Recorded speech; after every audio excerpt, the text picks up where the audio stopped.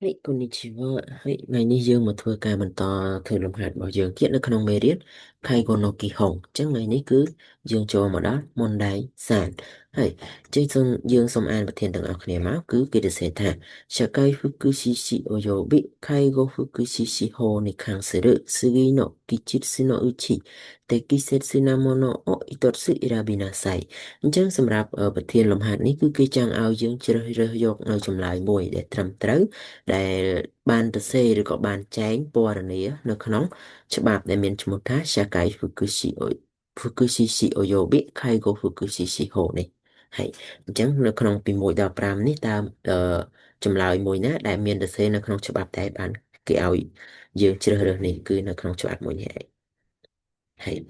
តើអញ្ចឹងយើងអានពីអ៊ីឈីបាំងទៅទាំងអស់គ្នាហើយអ៊ីឈីបាំងស៊ីស៊ីស៊ីណូខូជូថាមេនី5年1回資格更新研修を受けなければならないអញ្ចឹងសម្រាប់អ៊ីឈីបាំងនេះគឺគេចង់បានន័យថាដើម្បីលើកកម្ពស់នៅវិជ្ជាជីវៈឬក៏គុណភាពសមត្ថភាពហ្នឹងគឺ5ឆ្នាំម្ដងត្រូវតែចូលរួមក្នុងវគ្គបណ្ដុះបណ្ដាលដើម្បីបន្តសុខពលភាពសញ្ញាបត្ររបស់យើងហើយ តើអញ្ចឹងយើងចូលមកដល់នេះបាន2番、社会福祉士の業務を介護福祉士が行うことは禁じられているអញ្ចឹងគឺគេចង់បានន័យថានៅក្នុងច្បាប់社会福祉士および介護福祉士法នេះបានទៅសេថាអឺការដែលបុគ្គលដែលជាអ្នកថែទាំខៃកូហ្វូគុស៊ីស៊ីនេះទៅធ្វើការងាររបស់បុគ្គលដែលជាអ្នកជំនាញសុខុមាលភាពសង្គមដែលជប៉ុនគេហៅថា Shakai Fukushi នេះគឺអារឿងការធ្វើរឿងហ្នឹងគឺមិនកើតទេគឺត្រូវបានហាមឃាត់អញ្ចឹងបានន័យថាអ្នកថែទាំទៅធ្វើការងាររបស់អ្នកជំនាញសុខុមាលភាពសង្គមគឺជារឿងហាមឃាត់ហើយតែអញ្ចឹងយើងចូលមកដល់សានបាងគឺទៅសេថា介護福祉士の信用を傷つける行為をしてはならないអញ្ចឹងសានបាងនេះគឺគេចង់បានន័យថាបុគ្គលិកដែលជាអ្នកថែទាំហ្នឹងមិនត្រូវធ្វើសកម្មភាពដែលបំផ្លាញដល់ការជឿទុកចិត្តទេស៊ីនយ៉ូហ្នឹងគឺបានន័យថាការជឿទុកចិត្តអញ្ចឹងគីហ្សូស្កេឬខូអ៊ីបានន័យថាធ្វើឲ្យបំផ្លាញយើងនិយាយស្រួលយល់ទៅគឺបំផ្លាញដល់ការជឿទុកចិត្តហ្នឹងឯងអញ្ចឹងការរឿងដែលធ្វើសកម្មភាពបំផ្លាញដល់ការជឿទុកចិត្តហ្នឹងគឺជារឿងហាមឃាត់របស់Kaigo Fukushi ហើយតើអញ្ចឹងយងបាងនេះគឺទៅសេថា介護福祉士はその後を実施した後は秘密保持義務が解除されるអញ្ចឹងសម្រាប់យងបាងនេះគឺគេចង់បានន័យថាអញ្ចឹងអ្នកថែទាំនៅពេលដែលធ្វើនៅពេលដែលឈប់ធ្វើការថែទាំហ្នឹងទៅគឺมันចាំបាច់តម្រូវឲ្យនៅរក្សាការសម្ងាត់ដែលបានដឹងអំឡុងពេលធ្វើការងារនឹងបន្តទៀតទេហើយ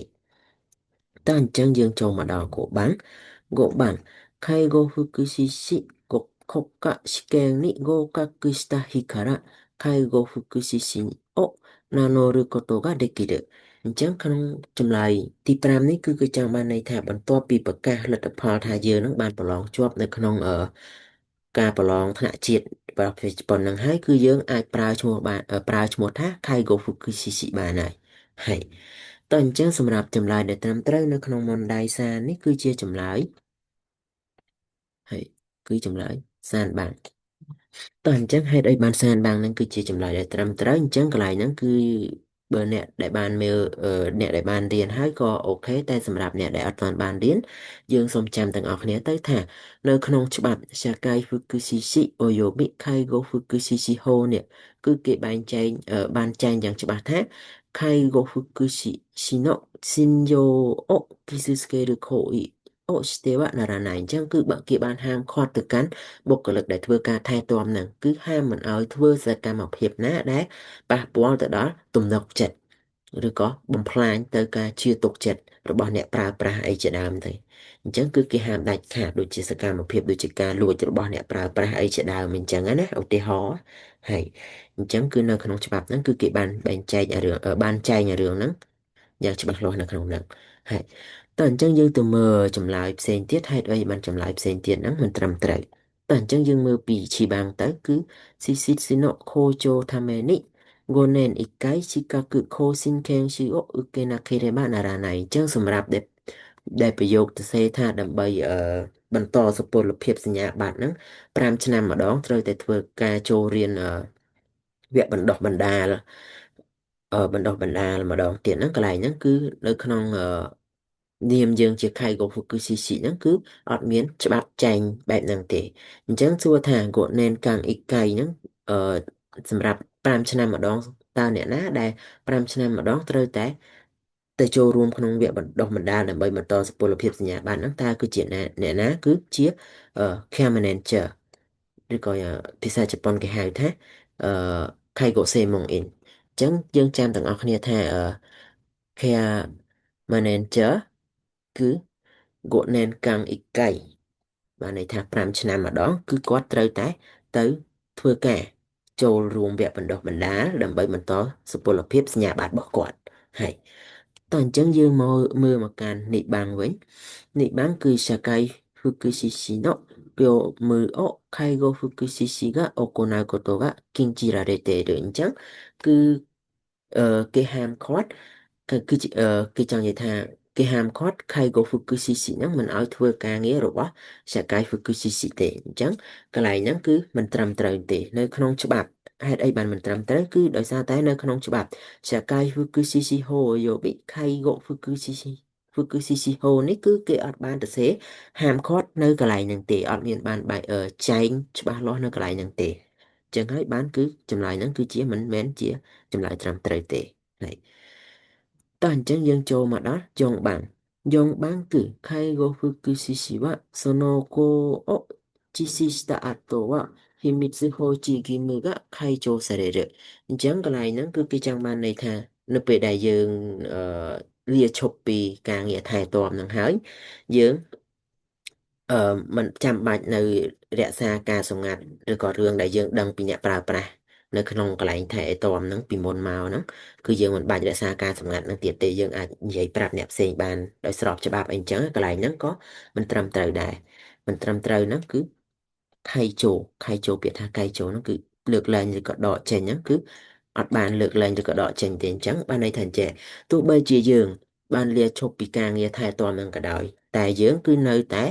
ត្រូវតែធ្វើការរក្សានៅការសម្ងាត់នឹងជាដាច់ខាតបើសិនណាយើងហ៊ានតែយើងអាងតែយើងឈប់ពីការងារហើយយើងយកអារឿងការសម្ងាត់របស់អ្នកប្រើប្រាស់យើងហ្នឹងយកទៅនិយាយប្រាប់បុគ្គលផ្សេងទៀតហ្នឹងបើសិនជាគេរកឃើញអាហ្នឹងគឺបានន័យថាគឺជារឿងខុសច្បាប់គេអាចនឹងចាប់យើងអញ្ចឹងទៅ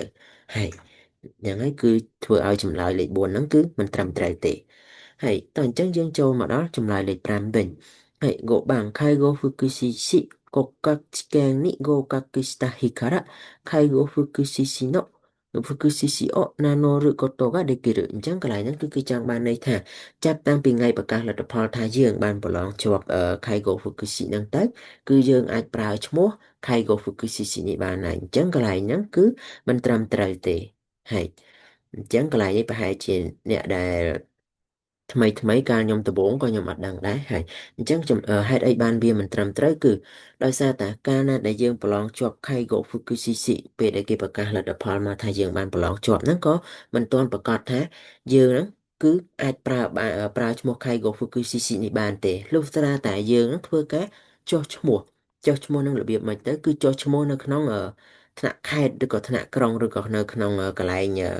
មណ្ឌលប្រឡងយើងជាដើមនោះថាយើងនឹងគិតជាបានប្រឡងជាប់នៅ Kaigo Fukushiki នឹងបានពិតប្រាកដមែនអញ្ចឹងលុះត្រាតែយើងធ្វើការចុះឈ្មោះហើយយើងបង់ថ្លៃចុះឈ្មោះបង់ថ្លៃអីហើយគ្រប់រត់គ្រប់ឯកសារអស់ហើយទើបយើងអាចប្រើនៅឈ្មោះខៃថាយើងនឹងគឺជា Kaigo Fukushiki នេះបានហើយហ្នឹងហើយគឺជាចំណុចដែលធ្វើឲ្យកូបាំងនេះខុសហើយតើអញ្ចឹងយើងសម្រាប់មន្តដៃសានេះគឺមានតែប៉ុណ្្នឹងទេអញ្ចឹងយើងសូមបញ្ចប់មន្តដៃសាហ្នឹងតែត្រឹមហ្នឹងហើយ